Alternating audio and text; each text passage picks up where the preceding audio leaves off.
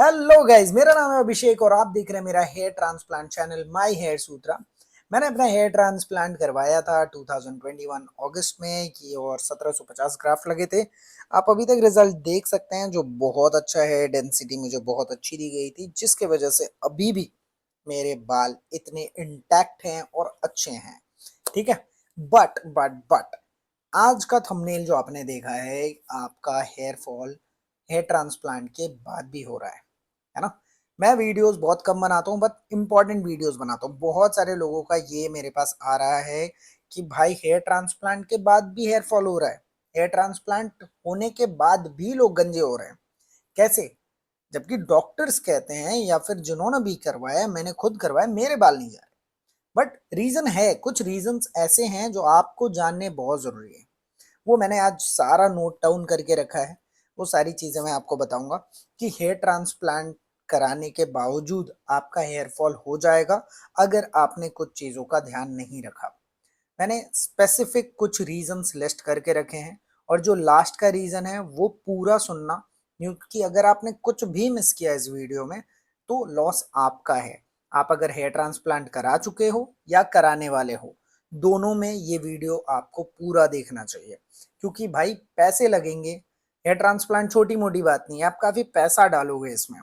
तो जब पैसा डालने की सोच रहे हो या डाल चुके हो तो उसको बचाओ। छोटा मोटा पैसा नहीं लगता, लाख रुपए तक खर्च होते हैं बाल में।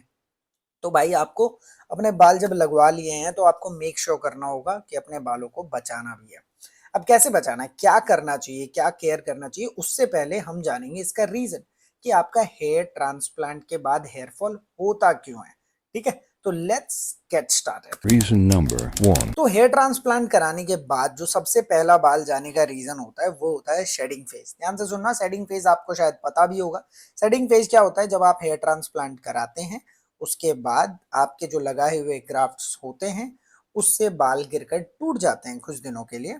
आफ्टर आई थिंक किसी का मैक्सिमम 3 महीने तक, 4 महीने तक, उसके बाद वापस से वो फॉलिकल्स वहीं पे रहते हैं, बस आपके बाल झड़ के गिरते हैं, रूट्स वहीं पे रहते हैं, जिसके वजह से आफ्टर 3 to 4 मंथ्स वो वापस रीग्रो हो जाते हैं।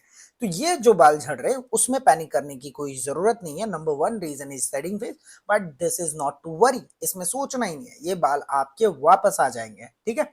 अब आते हैं नंबर टू रीजन पे। Reason number two. अब आते हैं number two reason, DHT sensitivity areas. अब क्या होता है जब हमारा हेयर ट्रांसप्लांट होता है, जैसे मेरा हेयर ट्रांसप्लांट फ्रंटल एरिया में हुआ है, मैंने पूरा नहीं कराया है। 1750 ग्राफ्ट लगे थे, मैंने फ्रंटल एरिया में कराया था। बट डीएचटी सेंसिटिविटी अगर है, ये जेनेटिक्स होती है, जेनेटिकल होती है कि अगर आपके घर में सबको बॉल्डनेस है तो आपको भी हो सकता है। या डीएचटी जो है मैंने पहले एक्सप्लेन कर दिया है वीडियोस में, अगर आप चाहें तो देख चुके हैं। डीएसटी से आपका हेयर फॉल होता है, सिंपल सी बात है। ठीक है। डीएसटी से आपके जो नॉन ट्रांसप्लांटेड एरिया है वहां पे बाल गिरने लगते हैं। तो क्या होता है, जो डेंसिटी पहले आपको मिली थी वो कम लगने लगती है धीरे धीरे। आपको लगता है कि हेयर ट्रांसप्लांट के बाल थिन हो रहे हैं, बट एक्चुअली वो नहीं है, हेयर ट्रांसप्लांटेड बाल वहीं पे है। बट आपके जो एग्जिस्टिंग हेयर थे अब वो फॉल कर रहे हैं। अब एग्जिस्टिंग हेयर फॉल अगर हो रहा है, जो हेयर वो जा रहे हैं, तो उसको बचाने का तरीका है डीएसटी सेंसिटिविटी फूड होते हैं कुछ, आप उसको ऐड करें। ठीक है। जिसको आप ऐड करेंगे तो मैं आपके लिए नेक्स्ट वीडियो बना दूंगा। आप कमेंट में बताना अगर आपको डीएसटी का प्रॉब्लम है, मैं नेक्स्ट वीडियो उस पर बना दूंगा कि वो फूड्स, मैं एक डाइटिशियन हूँ तो आपको वो फूड्स मैं बता दूंगा, आप वो अपने डाइट में ऐड करना। तो ये भी हेयर फॉल आपका ठीक हो सकता है। और मेरा भी ये प्रॉब्लम था डीएसटी का, बट मैं अपने एग्जिस्टिंग बाल को भी बचा कर रखा हूँ। उसके लिए क्या करना है मैं आपको उसके लिए जरूर बता दूंगा। Reason number three. अब नंबर थ्री रीजन क्या है? आपने हेयर ट्रांसप्लांट तो करा लिया, आपके बाल वापस आ गए ना। बाल अब वापस आने के बाद आपका लाइफस्टाइल जो है वो काफी खराब है। आप जंक खाते हैं, आपका स्ट्रेस लाइफ है, बहुत ज़्यादा हेक्टिक स्केड्यूल है वर्क का, तो उसके वजह से ज़्यादा स्ट्रेस रहते हैं। आप रात को 2 बजे सोते हैं, ठीक है, सुबह लेट उठ रहे हैं या रात को लेट सो रहे हैं, मील स्किप कर रहे हैं, कभी ब्रेकफास्ट नहीं कर रहे हैं, कभी डिनर नहीं कर रहे हैं, कभी लंच नहीं कर रहे हैं। तो ये आपका खराब लाइफस्टाइल और ईटिंग हैबिट अगर ये खराब है तो आपका हेयर फॉल होना निश्चित है। ऑब्वियस सी बात है, बॉडी स्ट्रेस में आ रही है जिसकी वजह से ऑर्गन स्ट्रेस में आ रहे हैं, और वो इम्पैक्ट आपके वीक एरियाज में, बॉडी के जो वीक एरियाज में होए वो दिखेगा। और वीक एरियाज आपका है बाल आपके पहले से जा रहे हैं तो वहां पे तो सबसे पहले आपको दिखेगा हेयर लॉस। तो ये नंबर थर्ड रीजन है कि आपका लाइफस्टाइल पहले फिक्स करो, सही टाइम पे सो, सही टाइम पे उठो, कोई भी खाना मील स्किप मत करो, प्रोटीन फूड्स बढ़ाओ अपने डाइट में, ठीक है। ये चीजें ठीक कर लेना, नंबर 3 रीजन सॉर्टेड। आते हैं नंबर 4 रीजन जो काफी इंपॉर्टेंट था, जो मैंने पहले भी बताया। ये बिल्कुल ध्यान से सुनना, इसी पे पूरा डिपेंडेंट है ये वीडियो का भी मेन रीजन, ये नंबर 4 रीजन है। Reason number 4. Alright, so number 4 reason क्या है कि आपका पोस्ट ट्रांसप्लांट हेयर केयर।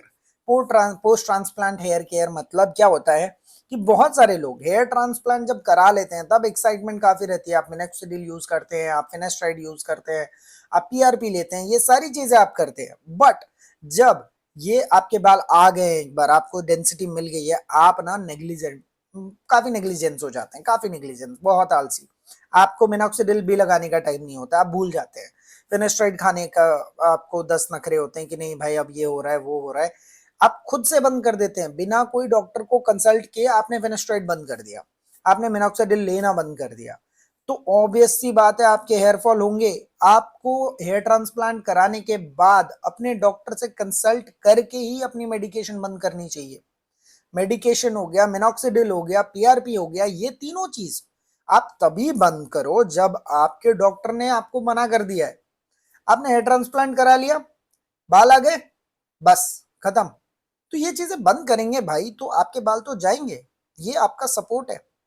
अब आप बोलते हो सर मिनोक्सिडिल क्या जिंदगी लगाते रहे, जिंदगी भर? भाई जिंदगी भर नहीं लगाओ, लेकिन एटलीस्ट तुम्हारे हिसाब से, तुम्हारे बॉडी के हिसाब से डॉक्टर आपको सही सजेस्ट कर सकते हैं कि आपको कब तक लगाना है, कैसे लगाना है, कब कम कर देना है, कब बढ़ा देना है, ये सारी चीजें आपको डॉक्टर बताएंगे। प्लीज अपने डॉक्टर से कनेक्टेड रहिए हेयर ट्रांसप्लांट के बाद भी, है ना। और अगर आपको नहीं ऐसे हेल्प मिल रहा है, मतलब आप गलत क्लिनिक से हेयर ट्रांसप्लांट करा रहे हैं। मैंने जिस क्लिनिक से कराया है QHT, ये लास्ट तक, मतलब क्या कभी भी आप 10 साल के बाद भी अगर उनके पास जाओगे कि सर मुझे ये प्रॉब्लम है, हो रहा है हेयर ट्रांसप्लांट के बाद, they will help you on this without charging you anything extra.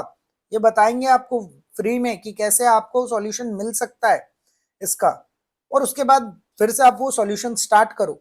तो गाइज मेक श्योर कि आप अपना केयर सही से करो। दूसरी बात, स्काल्प धोते नहीं है बहुत सारे लोग, शैम्पू नहीं करते हैं, दिमाग में ये चला आता है कि शैम्पू करेंगे तो वापस बाल झड़ जाएंगे।